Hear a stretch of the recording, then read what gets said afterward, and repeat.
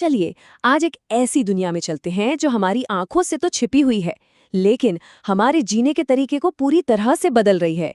जी हाँ, ये एक अदृश्य क्रांति है जो हमारे चारों तरफ हो रही है। आइए इस छोटी सी दुनिया के बड़े असर को समझते हैं।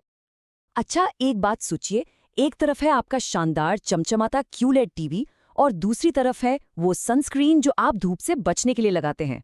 इन दोनों बिल्कुल अलग अलग चीजों में भला क्या एक जैसा हो सकता है? तो इसका जवाब है नैनो टेक्नोलॉजी। हाँ, एक ऐसी टेक्नोलॉजी जो उन चीजों में मौजूद है जिन्हें हम लगभग रोज इस्तेमाल करते हैं, पर हमें इसका अंदाजा तक नहीं होता। तो सवाल उठता है कि आखिर ये नैनो टेक्नोलॉजी है क्या भला? देखिए, बिल्कुल आसान भाषा में कहें तो ये एटम्स और मॉलिक्यूल्स के लेवल पर चीजों को कंट्रोल करने का साइंस है। ये स्केल इतना इतना छोटा है कि हमारे एक बाल की जो मोटाई होती है ना, वो भी इसके सामने हजारों गुना ज्यादा मोटी है। अब इस कमाल की टेक्नोलॉजी के सेंटर में अक्सर एक बहुत ही आम सा एलिमेंट होता है, कार्बन। लेकिन नैनो लेवल पर यही साधारण सा कार्बन असाधारण रूप ले लेता है। चलिए देखते हैं कैसे। हम सब कार्बन को तो जानते ही हैं। पेंसिल की नोक में जो ग्रेफाइट है वो भी कार्बन है, और जो बेशकीमती हीरा है वो भी कार्बन ही है। फर्क बस इतना है कि उनके एटम्स की बनावट अलग अलग है। अब देखिए, यहीं से चीजें बहुत दिलचस्प हो जाती हैं। अगर हम ग्रेफाइट की सिर्फ एक एटम जितनी पतली परत निकालें, जिसे ग्रेफीन कहते हैं, और उसे एक सिलेंडर की तरह गोल गोल घुमा दें, तो हमें मिलते हैं कार्बन नैनो क्यूब। है ना कमाल? कैसे एक छोटा सा बदलाव एक बिल्कुल नई चीज बना देता है। और ये जो नैनो ट्यूब्स हैं ना, इनमें तो समझिए कि सुपर पावर्स हैं। ये स्टील से भी 100 गुना ज्यादा मजबूत होते हैं, लेकिन वजन में इतने हल्के कि पूछिए मत। ये बिजली के भी बेहतरीन कंडक्टर हैं, और इन्हीं वजहों से इनका इस्तेमाल एरोस्पेस से लेकर इलेक्ट्रॉनिक्स और यहाँ तक कि स्पोर्ट्स के सामान बनाने में भी होता है। लेकिन कहानी में एक ट्विस्ट है। अपनी इतनी सारी खूबियों के बाद भी ये कार्बन नैनो ट्यूब बायोकम्पैटिबल नहीं हैं। मतलब ये हमारे शरीर के लिए सुरक्षित नहीं है और जिंदा सेल्स के कांटेक्ट में आने पर दिक्कत पैदा कर सकते हैं। ये हमें याद दिलाता है कि हर टेक्नोलॉजी की अपनी कुछ सीमाएं होती हैं। तो ये तो हो गई साइंस की बातें, पर असली सवाल तो ये है कि हमारी रोज की जिंदगी में ये टेक्नोलॉजी कहाँ है? और इसका जवाब शायद आपको हैरान कर दे।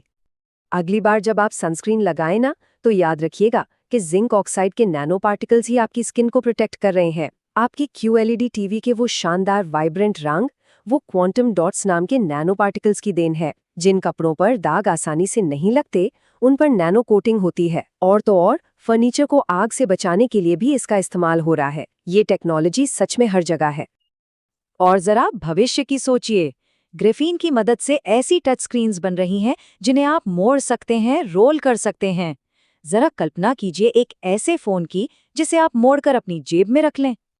अच्छा, तो हमारे गैजेट्स और कपड़ों से आगे बढ़कर नैनोटेक हमारी धरती की कुछ सबसे बड़ी मुश्किलों को सुलझाने में भी हमारी मदद कर रही है। जैसे कि एनर्जी के फील्ड में ये सोलर पैनल्स को और ज़्यादा एफिशिएंट बना रही है। पर्यावरण को बचाने के लिए नैनो मेम्ब्रेन्स गंदे पानी को साफ कर रही हैं और समुद्र के खारे पानी को पीने लायक बना रही हैं।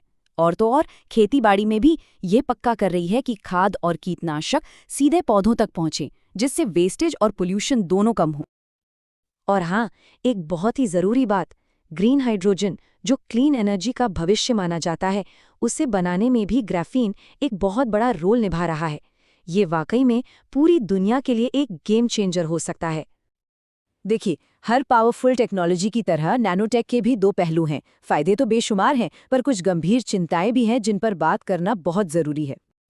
जैसा कि हम यहाँ देख सकते हैं, खेती में इसके फायदे कितने साफ हैं। ये फसल की पैदावार बढ़ा सकती है, जमीन को ज़्यादा उपजाऊ बना सकती है और खतरनाक केमिकल के बहाव को कम करके हमारे पर्यावरण को बचा सकती है। लेकिन सिक्के का दूसरा पहलू भी है।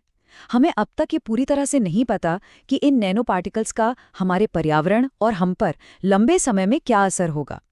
इसके क्या रिस्क हैं, इसे समझने के लिए अभी और भी रिसर्च की ज़रूरत है। तो इस ग्लोबल रेस में, इस क्रांति में भारत कहाँ है? ये सवाल बहुत अहम है।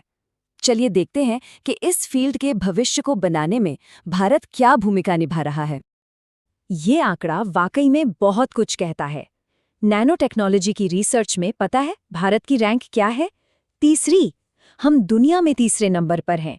ये सिर्फ एक रैंक नहीं है, यह हमारे देश के टेक्नोलॉजिकल और इकोनॉमिक भविष्य के लिए एक बहुत मजबूत बुनियाद है। और इस कामयाबी के पीछे ठोस वजह हैं। सरकार का नेशनल नैनो मिशन इसे लगातार बढ़ावा दे रहा है। आइकॉन सैट जैसे बड़े इंटरनेशनल कॉन्फ्रेंसेस दुनिया के बेस्ट माइंड्स को एक साथ लाते हैं, और आईआईटी बॉम्बे और आईआईएससी बैंगलोर जैसे बड़े संस्थानों में जो सेंटर्स ऑफ एक्सीलेंस बने हैं, वो नई नई खोजों को जन्म दे रहे हैं। तो हमने देखा कि कैसे नैनो टेक्नोलॉजी, एक ऐसी ताकत जो हमें दिखती नहीं, हमारी दुनिया को हर पल, हर लम्हा बदल रही है। मेडिसिन से लेकर एनर्जी और इलेक्ट्रॉनिक्स तक इसका असर हर जगह है। लेकिन असली सवाल ये है कि ये अदृश्य क्रांति आगे और क्या-क्या मुमकिन बनाएगी। सोचने वाली बात है ना?